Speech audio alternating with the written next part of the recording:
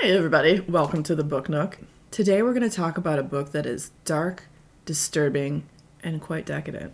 And that is A Certain Hunger by Chelsea Summers. This book, as I said, was darkly disturbing, but also it was such a creepy and decadent read. The words were luscious.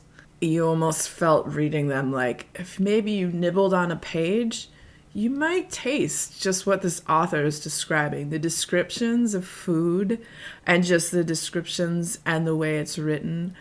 It's lyrical and luscious.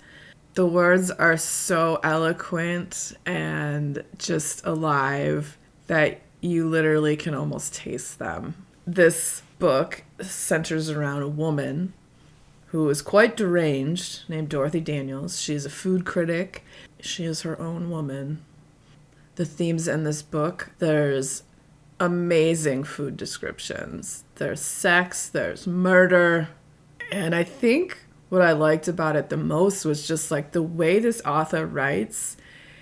It's so beautiful and so descriptive, but not the kind of descriptive where your eyes glaze over. It's more like I want to eat the pages of these books because they're so well described. That sounds weird, but I don't care. I know it wouldn't taste anywhere like what she was describing, and that's okay. So this is like the hot girl of summer book. Apparently this is the book that everybody's reading right now, and it's awesome. You gotta like disturbing stuff because it's deeply disturbed, and it makes you almost wonder, like, so this came out of the author's brain, and there's some, like, effed up stuff that happens that the main character does. I think most people know that this book, okay, just close your ears if you don't want to hear this. If you don't know, this book has a lot of, there's cannibalism in it, which I think most people already know this. As I told you to close your ears, if you heard me, your own fault. So I want to read the first line of the book to you guys because it's so good and it'll give you just a taste, an amuse-bouche of what the writer, what her words are like, the liquid fluidity of the eloquence that is Chelsea Summers. This is, like some people they write and it's a good story, but this is like frickin' prose the way that this woman writes. It's fantastic. Story time with Sin. They all look the same. Hotel bars, even when they don't.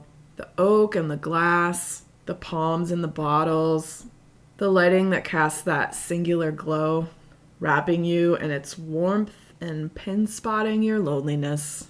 Hotel bars smell like class privilege, desperation, and hope. And that's your opening line. So it starts out in a hotel bar. Instead of, guy walks into a bar, woman walks into a bar.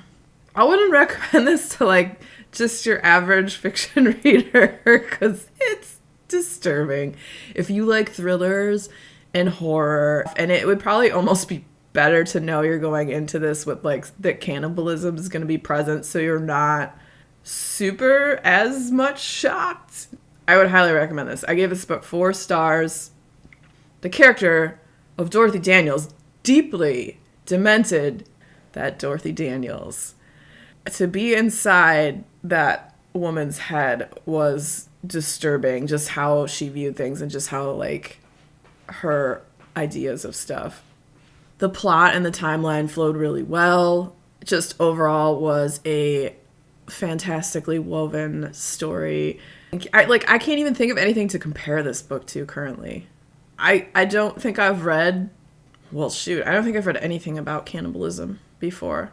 I know there's another author who does books that are horror about cannibalism, Chad Lutsky, and he's supposed to be really good. I actually watched an interview with him that was pretty cool, so I'd be interested to kind of check out some of his books, but I don't usually read stuff about this, but I heard such good things, and I was not disappointed at all.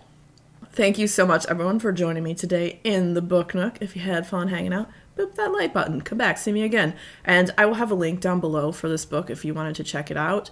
It is an affiliate link, so a tiny bit of that will go to me so I can make this channel better for you guys. And then it also goes to independent bookstores as well.